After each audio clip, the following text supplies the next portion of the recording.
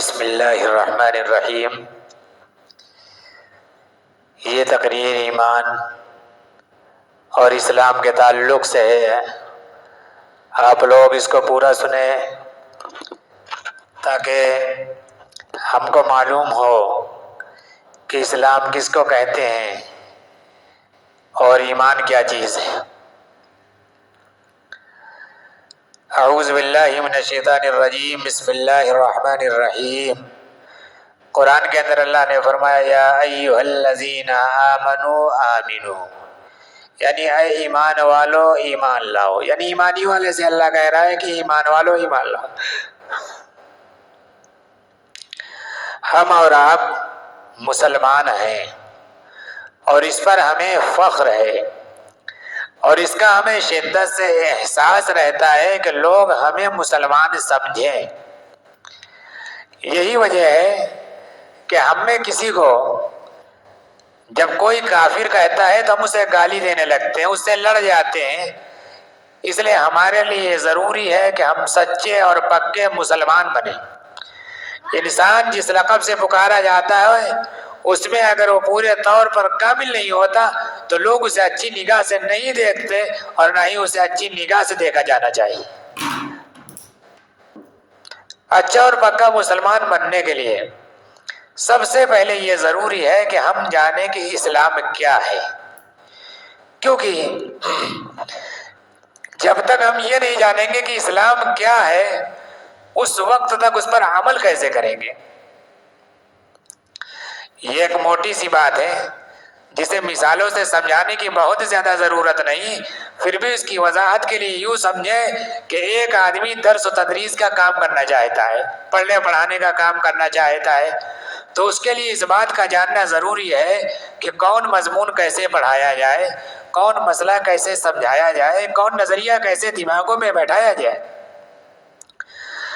جس طرح کسی مضمون، کسی مسئلہ، کسی نظریہ کو سمجھانے کے لیے ضروری ہے کہ اسے خود جانا جائے اور دوسروں کو بتانے کی طریقے کی معلومات حاصل کی جائے، اسی طرح ہر مسلمان کے لیے ضروری ہے کہ وہ خود جانے کہ اسلام کیا ہے اور ساتھ ہی ساتھ اسے یہ بھی جاننا ہے کہ اس پر خود کیسے عمل کیا جائے اور دوسروں کو اس پر خود کیسے عمل کرایا جائے۔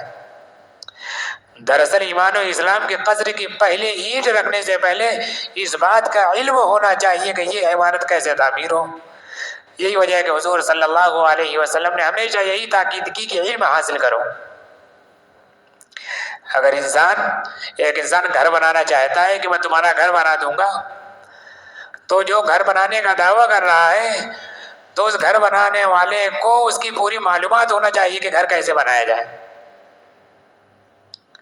ایسے ہی ہم مسلمان بننا چاہتے ہیں تو ہمارے لیے جاننا ضروری ہے کہ اسلام کیا ہے، ایمان کیا ہے، کفر کیا ہے، شرک کیا ہے، مسلم کسے کہتے ہیں، مومن کون ہے، مشرک اور فاسق کون ہے۔ اگر آپ نے ان باتوں کا علم حاصل نہیں کیا تو ظاہر ہے کہ ہم مسلمان کیسے رہ سکتے ہیں۔ ہم مسلمان ہیں، اللہ کے نیک بندے یہ خوب سمجھتے ہیں کہ اللہ تعالیٰ کا سب سے بڑا احسان یہ ہے کہ اس نے ہمیں مسلمان بنایا۔ چنانچہ سورہ مائدہ کے پہلے رکوع میں ارشاد الہی ہے الیوم اکملت لکم دینکم واتممت علیکم نعمتی ورضیت لکم الاسلام دینا۔ اللہ کہہ رہا ہے کہ آج میں نے تمہارے لیے تمہارے دین کو مکمل کر دیا اور تم پر اپنی نعمت پوری کر دی اور تمہارے لیے دین اسلام کو پسند کیا۔ اللہ تعالیٰ نے دین اسلام کو نعمت بنایا ہے۔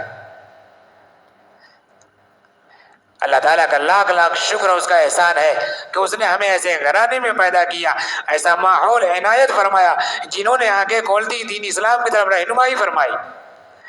آپ ذرا تصور فرمائیں، آپ کسی یہودی، کسی عیسائی یا کسی اور غیر مسلم خاندان میں پیدا ہوتے تو ہو سکتا تھا ماحول کے اثرات آپ کو اندھیروں سے نہ نکلنے دیتے، آپ کچھ اور ہوتے، ہو سکتا آپ یہودی ہوتے، عیسائی ہوتے، یا یہ بھی ہو سکتا تھا کہ آپ کا کسی مذہب سے کوئی سروکار نہ ہوتا۔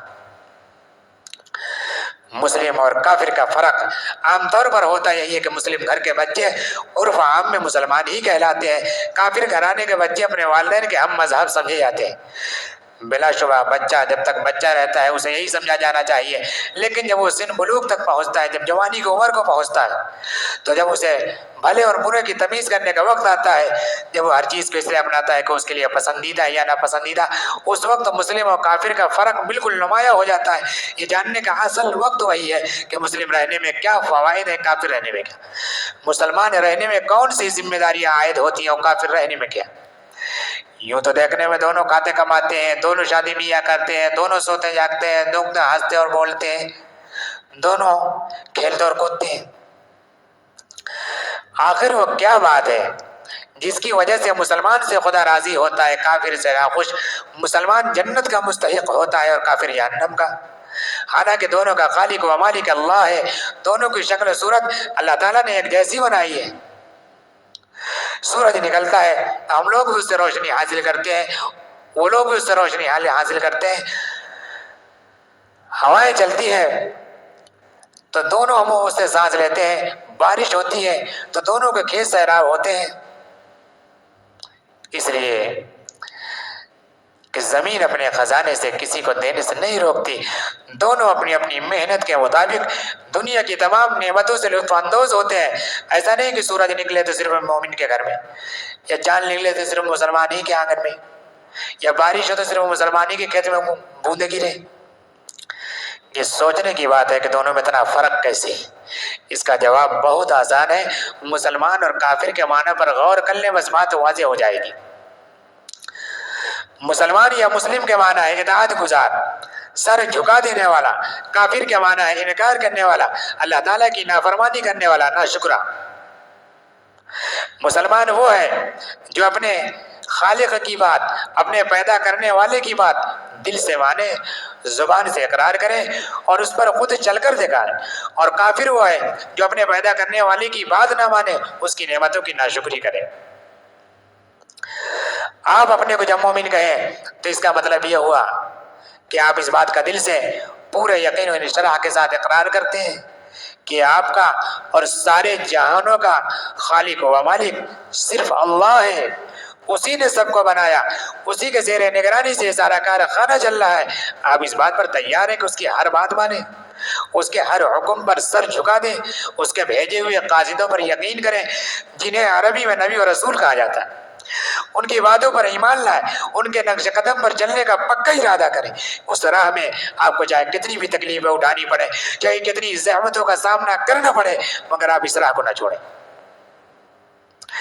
اور صرف اتنا ہی کافی نہیں کہ دل سے آپ ایمان لے آئے، بلکہ اس کا کھلے عام اقرار کریں، اس کی صاف صاف گواہی دیں۔ یہ تو ہوا ایمان۔ اس کے بعد اقرار گواہی کے کچھ تقاضے ہیں، خدا کی وحدت، خدا کی حاکمیت، خدا کی مالکیت کے اقرار کے بعد لازمی طور پر آپ کے لیے ضروری ہو جاتا ہے کہ آپ کی زندگی خدا اور اس کے رسولوں کے احکام کے مطابق گزرے۔ بس انہی احکام پر چلنے کا نام اسلام ہے۔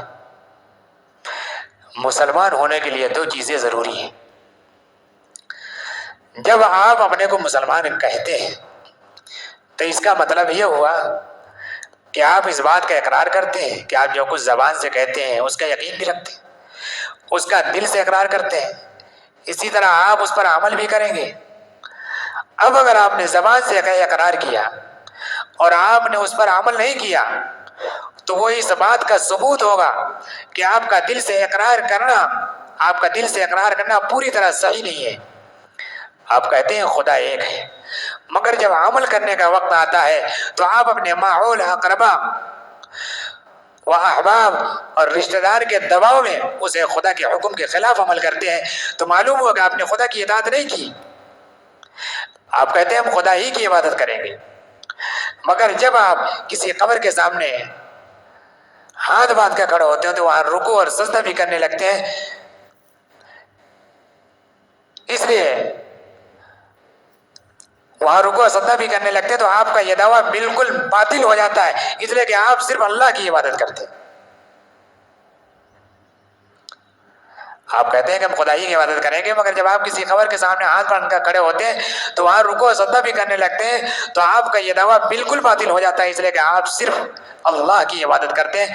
دراصل آپ کا عمل اس بات کا ثبوت ہے کہ آپ کا زبانی اقرار کہاں تک آپ کے دل کی آواز ہے۔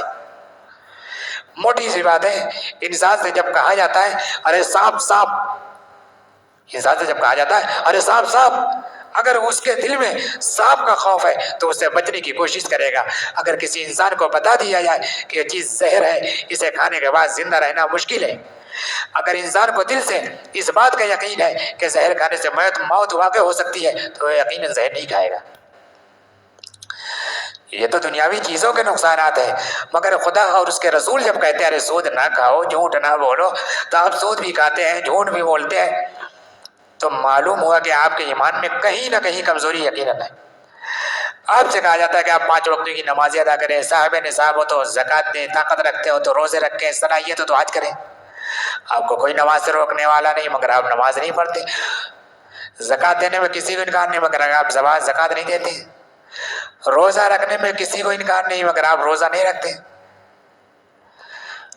بلکہ روزہ رکھنے والوں کو غیر مسلم بھی اچھی نگاہ سے دیکھتے ہیں، اور آپ چھپ چھپ کر غیر مسلم ہوٹلوں میں کھاتے پیتے ہیں۔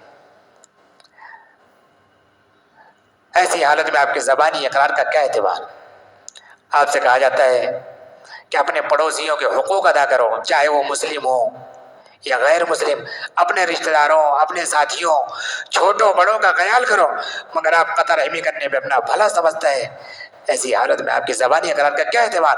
میں نے خطبہ کے بعد جو آیت پڑھی اس میں اسی بات کی طرف اشارہ کیا گیا، یا ایھا الذین آمنوا آمنو، کیا ایمان والو ایمان لاؤ، یعنی اے مسلمانوں، یعنی اے ایمان کے دعوے داروں، اے مسلمان کہلانے والوں، اے مومن بننے کا اقرار کرنے والوں، تمہارا ایمان جبھی معتبر ہوگا جبکہ اس کا اقرار صرف زبانی نہ ہو بلکہ دل بھی اس کے ساتھ ہو اور تمہارے اعمال اس کی گواہی دیں۔